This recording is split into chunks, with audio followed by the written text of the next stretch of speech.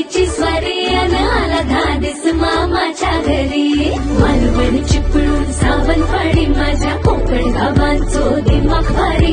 दिसते भारी गणपतीची स्वारी माझ्या कोकणा वाटे तुम्ही वळवा गाडी. धमाधमान हाका गाडी माझ्या कोकणचो रस्तो नागमोडी.